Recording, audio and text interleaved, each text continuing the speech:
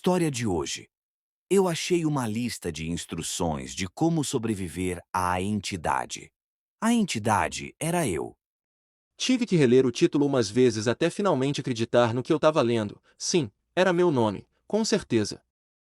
Peguei um Diet Mountain Dew na minha mini geladeira, deixando as bolhas gostosas descerem pela minha garganta enquanto eu rolava a página para baixo.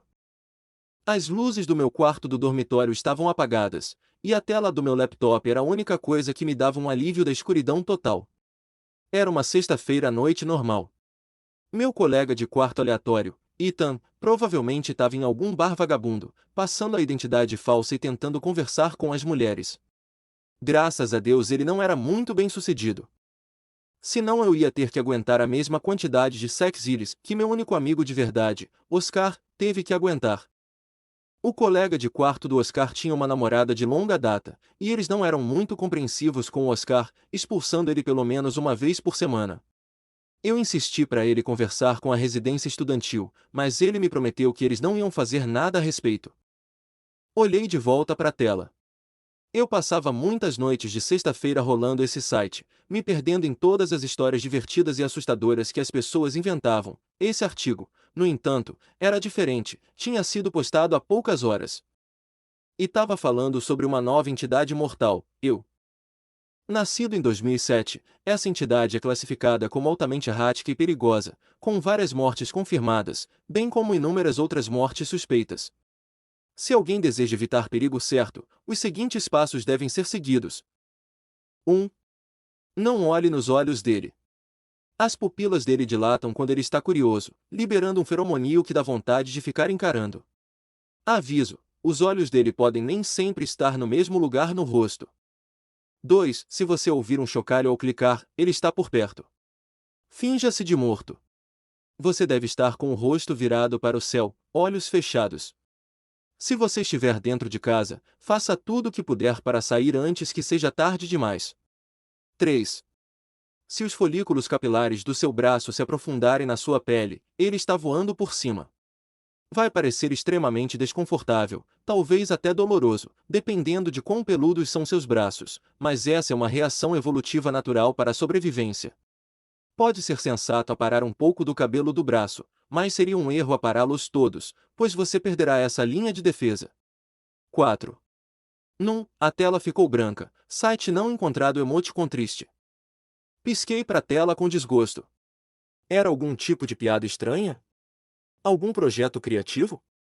Alguma extensão do Chrome que mudava o nome e o ano para quem estava lendo o artigo? Um dos meus amigos do ensino médio estava pregando alguma pegadinha idiota. Apertei em atualizar pelo menos 5 vezes. Tentei um navegador diferente. Tentei meu celular, sem sucesso. Meu celular vibrou, uma ligação do Oscar. Fui e acendi a luz, um pouco paranoico demais para ainda estar relaxando no escuro. Amor. Eu gaguejei. E aí, cara, tá a fim de fumar? O Emito e a namorada dele já tomaram conta do quarto. Hesitei antes de responder. Ah, Oscar. Qual é, mano? Você se importa de procurar uma coisa pra mim rapidinho? Depois de uma breve pausa. Por que você não procura? Não tá funcionando no meu celular nem no meu laptop. Não sei se vai ser diferente, mas acho que posso dar uma olhada. Valeu, mano. Você pode procurar. Falei pra ele o nome do site. Ele me fez soletrar. Desculpa, Wyatt, respondeu Oscar, o site não carrega no meu celular também. Que site é esse? Parece estranho. Te conto depois, quer se encontrar no nosso lugar de sempre? Te vejo lá. Ele respondeu antes de desligar. Peguei um casaco. Eu e o Oscar estudávamos em Washington, e estava ficando um pouco frio nessa época do ano. Eu ainda estava meio tenso por causa do site, mas imaginei que ia deixar essa tensão toda derreter em uns 30 minutos quando visse o Oscar. Pensei em tirar um pouco da vodka do Ita numa garrafa de água, mas desisti. Acho que ele ainda estava desconfiado da última vez que eu fiz isso. Eu e o Oscar tínhamos encontrado um bom pedaço de mata que não era monitorado durante o nosso primeiro mês no campus. Era só uns 15 minutos do meu dormitório e pouco menos de 20 do Oscar. Coloquei uns AirPods e fui andando até a mata, tentando encontrar uma explicação lógica pro site.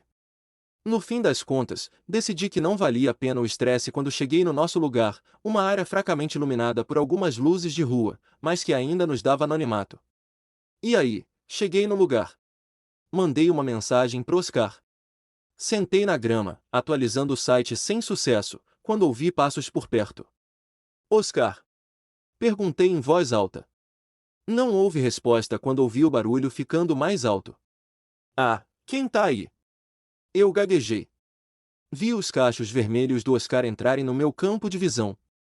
Ele estava tremendo, mas deu um sorriso simpático. Desculpa por isso, você estava tentando me encontrar. Ele respondeu, se jogando na grama ao meu lado. Você trouxe as paradas? Perguntei, talvez um pouco ansioso demais, beirando a impaciência. O que foi com aquele site mais cedo? Oscar disse de repente. Ah, senti meu rosto corar, posso te contar tudo sobre isso, enquanto a gente fuma. Forcei uma risada. Acho que a gente devia checar de novo, né? Não tinha humor na voz do Oscar. A gente pode, com certeza, mais tarde, quero dizer, a gente tem a noite toda. Meu coração começou a bater mais rápido. Vamos checar agora, ordenou Oscar. Naquele momento, percebi que ele não parecia ter vindo com a mochila de suprimentos dele. Peguei ansiosamente meu celular e recarreguei o site. O que diz agora? Oscar perguntou com um sorriso. O site parecia ter voltado à vida. Comecei a falar em voz alta. 4. Nunca faça uma pergunta. Ele só pode fazer perguntas. Fale em declarações definitivas ao falar com a entidade. Meu braço esquerdo começou a tremer. Coçando no começo, até que de repente senti uma dor aguda se espalhando profundamente na minha pele. Ah, gritei, acalmando meu braço com a outra mão. Você tá bem? Os olhos do Oscar brilharam enquanto ele inclinava a cabeça mais perto. Tô bem, é só esfreguei meu braço. Olhei para minha pele. Não conseguia ver meu cabelo, mas parecia que pequenas agulhas estavam picando meu braço. Olhei de volta para a tela. 3. Se os folículos capilares do seu braço se aprofundarem na sua pele, ele está voando por cima. Olhei para cima em pânico. Então eu ouvi. Chocalho, clique, Oscar, finja-se de morto. Feche os olhos.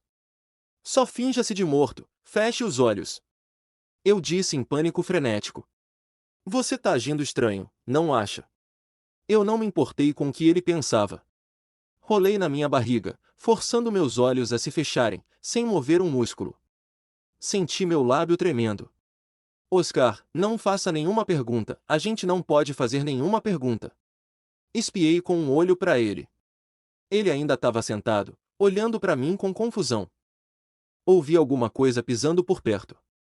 Oscar, por favor, pelo amor de Deus, só faz o que eu tô falando. E aí, quem é você? Oscar perguntou.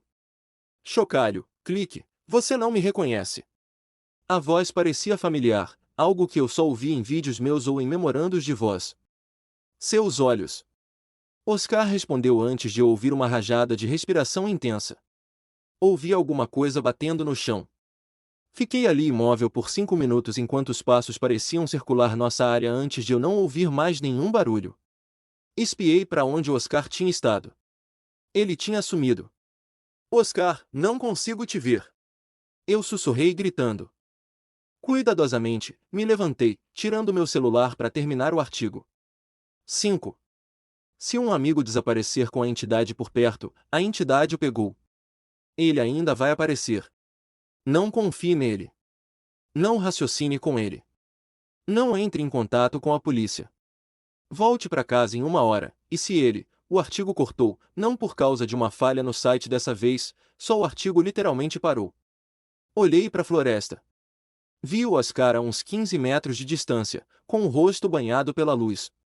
A cabeça dele estava virada pro lado, os olhos revirados pro céu, a boca aberta. As mãos dele estavam esticadas para os lados como se ele estivesse sendo crucificado numa cruz. Dei alguns passos para trás dele. Quando vi todo o corpo dele começar a tremer. A mandíbula do Oscar começou a se soltar, esticando mais do que qualquer boca humana deveria abrir. Um braço cinza de repente saiu de entre os dentes dele, os dedos se espalhando enquanto agarravam o canto da boca por dentro.